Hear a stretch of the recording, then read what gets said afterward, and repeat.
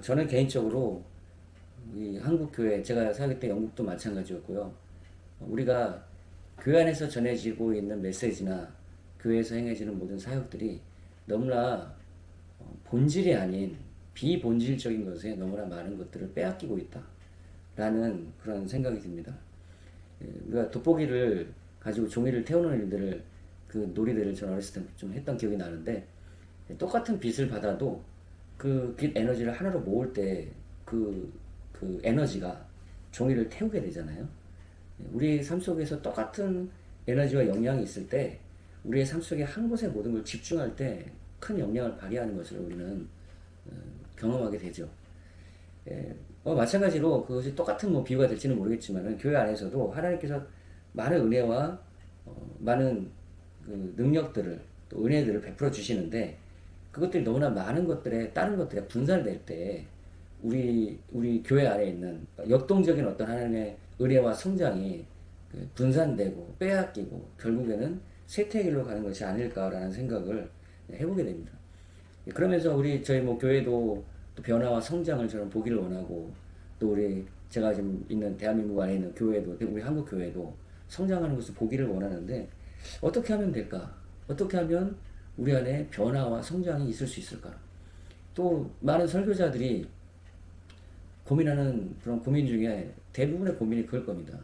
내가 5년, 10년 설교를 했는데 왜 교인들은 변화되고 성장하지 않는 것일까? 라는 것을 볼 때 참으로 저는 많은 고민을 하게 되거든요. 왜 교회를 5년, 10년 이상 다니는데 왜 변화가 없고 왜 성장이 없을까? 또 제가 생각하는 교회에서도 마찬가지죠. 변화가 일어나길 원하고 그 안에 어떤 생명이 있다면 변화가 일어나고 그 안에 성장이 있기 마련인데, 왜 하나님의 은혜와 능력이 있는데 변화 성장이 없는가라는 것이죠. 저는 사도행전, 하나님께서 그런 질문 가운데 사도행전의 그 내용들을 쭉 이렇게 생각하게 하시더라고요. 사도행전을 여러분 보게 되면요, 저는 사도행전에 일어나는 폭발적인 성장, 그리고 사도들의 변화, 여러분 사도들의 삶을 한번 생각해 보세요. 사도들은 예수님과 함께 3년 반의 정말 제자 훈련을 예수님을 직접 뵈면서 받았음에도 불구하고 사도들의 삶은 그닥 변화되는 삶을 보이지 못했습니다. 예수님이 십자가에 죽기 전에, 돌아가시기 전에, 예수님께서 십자가에서 죽으시기 전에 사도들은 여전히 누가 크네 하는 그런 싸움을 하고 있었어요. 3년 반 동안 예수님과 함께 했지만 별로 변화되는 것이 보이지 않았습니다. 그러나 사도행전 2장에, 사도행전 1장에 기도에 성령 받으라는 그 말씀에 순종해서 사모함으로 기도하고 전심을 다해서 기다리고 있을 때에 성령이 임하시면서 사도들의 삶은 완전히 반전되기 시작하죠. 첫 번째, 그래서 우리의 삶 속에 절대적으로 필요한 것 중에 하나는, 우리가 제자 훈련도 하고 교육도 하고 다 하지만 우리 예수님처럼 잘할 수는 없을 거 아니에요. 그런데 사도들이 변화되듯이 우리의 삶 속에 변화가 필요할, 삶 속에 극적인 변화를 주는 것은 성령이 임하실 때다라는 것이죠. 성령 받을 때, 또 성령의 충만이 임할 때, 그때 우리의 삶이 사도들처럼 변화된다. 저도 그랬거든요. 저도 군 교회에서 성경 공부 그리고 새벽 기도 해왔는데 하나님의 은혜도 나는 느꼈어요. 그렇지만 제 삶이 획기적으로 변화됐던 것은 그 새벽 기도 가운데서 회개의 눈물 속에서 성령이 제 마음속에서 임할 때, 그때 하나님이 어떤 변화와 생명의 능력이 제 안에서 임하게 되면서 제 삶이 하나의 터닝 포인트가 됐던 그런 기억이 있거든요. 성같이 성령 안에서, 또 때로는 방언으로 기도하면서 성령이 내 안에서 충만히 역사하는 것을 경험할 때, 그때 제 삶에 역동적인 변화와 성장이 있었던 것을 저는 기억을 합니다. 예. 제가 섬겼던 20여 년 전에 영국 성공회 교회에서도 그 교회가 150년, 200년 가까이 되는 건물을 가진 오래된 교회였거든요. 그런데 교인들이 계속해서 줄어들어왔죠. 그때 한 뉴질랜드 그 목사님이 그곳에 부임하게 되면서, 그 목사님, 빌 목사님이라고 하시는데, 그분이 성도들 모아가지고 기도하는 운동을 시작할 때, 그때 성령이 충만하게 음악으로 역사하는 그런 운동이 일어나면서, 그래서 교회가 큰 변화와 성장을 겪었던 것을 제 눈으로 직접 본 경험이 또 있습니다. 우리 한국 교회에도 기도의 운동이 막 일어날 때 얼마나 성령님이 역사하고 성령의 은사가 임하고 성령님의 그 역사 속에서 일어나는 변화와 성장을 우리 한국교회는 지난 한 50년간 뜨겁게 경험했던 그런 역사를 갖고 있죠. 오늘날 우리 한국교회가 그만큼 기도하지 않고, 물론 기도하는 교회가 있습니다. 그러나 예전에만큼 그런 기도하고 성령을 사모하고 성령님을 우대하며 성령에 이끌림 받는 그런 교회의 삶이 너무나 다른 것으로 대체되니까요. 성령 안에서 교제하고 성령 안에 기도하고 성령님이 역사하는 것에 순종하고 이렇게 가야 될, 그렇게 성장했던 한국교회가 지금 너무나 많이 제도와 전통과 또 경험에 묶여가지고 성령님의 역사를 대체해버리고 성령님의 역사를 저버리고, 그리고 우리가 갖고 있던 경험과 전통과 교회 제도 형식 시스템에 의지하기 때문에 우리 한국교회 안에 큰 역동적인 성장과 변화가 사라지지 않나라는 생각을 하게 되는 거예요. 그 이후에도 여러분 사도들의 삶을 보게 되면은 사도들은 제9시 기도 시간에, 정한 기도 시간에 기도하러 올 때 그 앞에 안진뱅이를 일으키는 그런 기적을 일으키게 되죠. 사도들은 성령을 받는 그 이후로 계속해서 정한 시간에 기도하고 그리고 그 기도 속에서 임하는 하나님의 능력으로 사역을 해나갔다는 거죠. 사도들의 삶은 성령님을 철저하게 의지하는 삶이었어요. 그들은 우리가 갖고 있는 테크놀로지도 없고 돈도 없고 건물도 없었지만 그들과 함께하는 성령님과 함께 절대적으로 성령의 역사와 성령의 인도하심에 순종해서 하나님의 사역들을 이루어 갔다는 겁니다. 근데 저를 포함해서 많은 한국 교회가 너무나 성령님의 역사, 성령의 인도하심을 절대적으로 집중하고 의지하기보단 다른 것에 너무나 많은 에너지와 시간과 신경을 빼앗긴다는 거예요.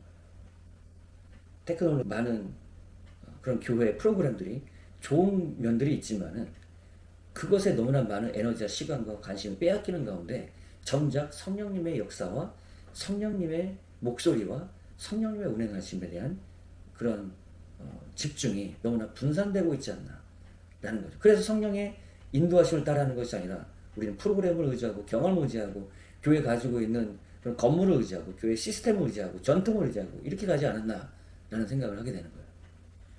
예, 여러분 사도행전에서 또 어마어마한 그런 선교의 운동의 역사, 또 사도행전 13장에 보니까 성령님 임재 안에, 하나님의 성령의 임재 안에서 정말 그들이 기도하기를 집중하고 있을 때 성령이 하시는 그 말씀, 그 목소리를 따라서 바울과 바나바를 따로 세워서 시작할 때에 그 이방 선교가 오늘 세계 선교의 시작이 되었고 어마어마한 유럽의 교회들을 세워가면서 역동적인 선교의 역사를 이뤄갔던 것을 우리는 성경의 기록을 통해 너무 잘 알고 있지 않습니까?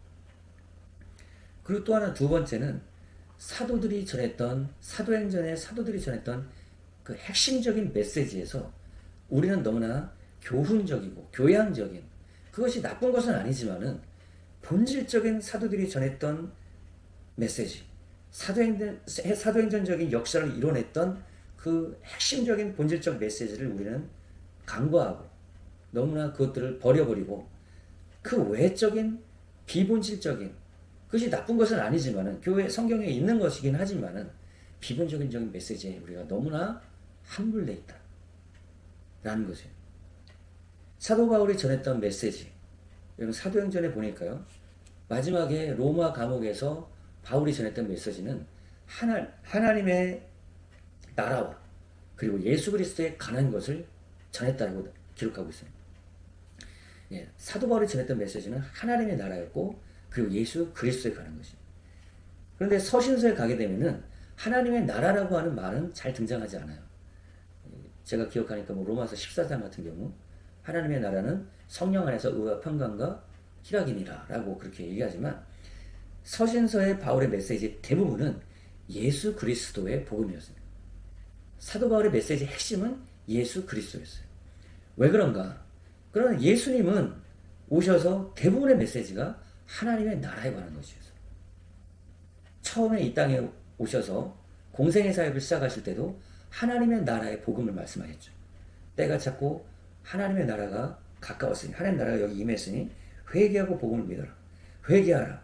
천국이, 하나님의 나라가 가까웠느니라 라고 말씀하시고, 그리고 모든 많은 메시지 가운데서 비유해 가는 것도 마찬가지고 하나님의 나라에 관한 것들을 설명하셨어요. 메시지의 마지막 부활하시고 나서 승천하시기 전에도 하나님의 나라에 관한 것을 얘기하시면서 모세와 선지자의 글들을 가지고 하나님의 나라에 관한 것들을 증언하셨다라고 얘기하시죠. 그러면서 사도 바울도 하나님의 나라에 관한 메시지와 함께 예수 그리스도에 대한 복음의 메시지, 예수 그리스도의 복음의 메시지에 집중했단 말이죠. 왜 그러냐면 하나님의 나라가 예수 그리스도를 통해서 임하기 때문에 그렇습니다. 하나님의 나라가 이 땅에 이루어지는 것, 하나님의 나라를 이루기 위한 것이 예수님의 사역의 핵심인데, 그리고 예수님의 십자가와 십자가 죽으심과 부활에 관한 하나님의 그 예수님의 사역도 이 땅에 하나님의 나라가 하나님 통치가 이루어지게 하기 위한 그런 목적이었기 때문에 예수님이 죽으심으로 죄의 문제가 해결될 때, 죄가 정죄되고 심판을 받을 때, 사단의 결박이 끊어지고, 사단의 결박을 파쇄시키시고, 사단의 그 통치 억압을 파괴하시고, 그리고 하나님의 나라와 통치를 이 땅 가운데 이루셨단 말이죠. 그리고 사도 바울은 하나님의 나라가 이 땅 가운데 이루어지게 하기 위해서 예수 그리스도를 통해서 이루어지는 하나님의 나라를 전했던 겁니다. 그래서 사도 바울의 메시지의 핵심은 예수 그리스도였던 거예요. 하나님의 나라와 통치가 이루어지게 하기 위해서 필요한 것은 예수 그리스도의 복음, 예수 그리스도의 십자가의 죽으심과 예수 그리스도의 부활을 통해서 임하는 하나님의 나라를 사도 바울은 전했던 것입니다.